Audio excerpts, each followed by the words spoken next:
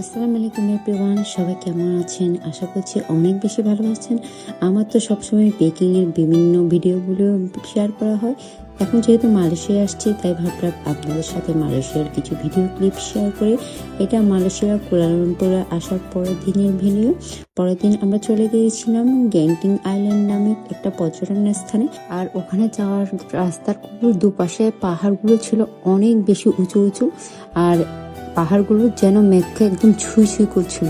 এই দুই পাশের দৃশ্য দেখতে এত বেশি ভালো লাগছিল। আর ওই দিন একটু রেনি ওয়েদারও ছিল, তার জন্য নেচারটা অনেক বেশি সুন্দর লাগছিল।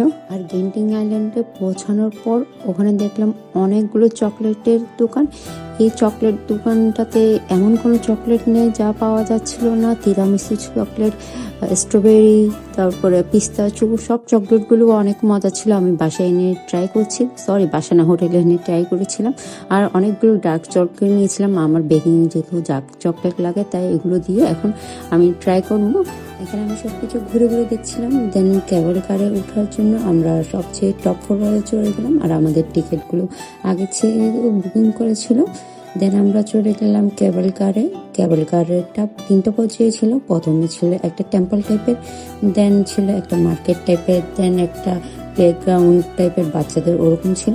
আর কেবল টায়ারটা মানে পর্যায়ক্রমে এত এত উপরের দিকে উঠে গিয়েছিল, তখন লাগছিল মানে আমি মেঘের উপরেই ভাসছিলাম। এরকম মেঘগুলো মানে পুরো গায়েটা ছুঁয়ে ছুঁয়ে যাচ্ছিল। আর ওখানে এত বেশি ঠান্ডা ছিল, অনেক বেশি। আমার এত বেশি ভয় লাগছিল, বাট চারপাশের দৃশ্যটা দেখতে এত বেশি ভালো লাগছিল, এত রোমাঞ্চকর লাগছিল, যা বলে বোঝানোর মতো। আমাকে একদম এত উপরে ওঠার পক্ষে ছিল না, বাট আমি তাকে একদম জোর করে ধরে নিয়ে গেছি। আমি তো বলছি এত দূরে যখন আসছি একটু ঘুরে ফিরে দেখি। একটা অথেন্টিক চাইনিজ সি ফুডের রেস্টুরেন্ট। আর এর পরিবেশটা অনেক বেশি মানে চাইনিজ টাইপের ছিল। পুরোনো যে চাইনিজ ফিল্ম দেখাতো, ওখানের পরিবেশটা যেমন ছিল, রেস্টুরেন্টের পরিবেশটা ঠিক তেমনই ছিল। হাঁটতে দেখলাম একটা কেক শপ টাইপের, না মানে ওখানে আপনি কয়েন দিবেন, দেন কেকটা বের হয়ে আসবে। আর এটা 24 আওয়ার্স দিয়ে ওপেন থাকে। এখানে কেকের বক্সগুলো একদম ডিম কেকের বক্সগুলোর মতো, অনেক ছোট ছোট, দেখতে অনেক বেশি ভালো লাগছিল। হাঁটতে হাঁটতে এই বাঘের পুতুলটা ছোট করে গেছিল, দেখতে একদম রিয়েল বাঘের মতো লাগছিল। দেন আমরা ফিরতে ফিরতে সন্ধ্যা হয়ে যায়।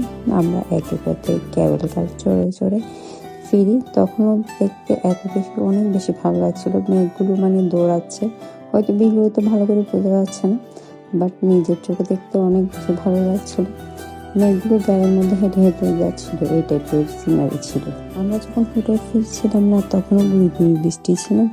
আজ এ পর্যন্ত, দেখা হবে নতুন কোনো ভিডিওতে। আল্লাহ হাফেজ।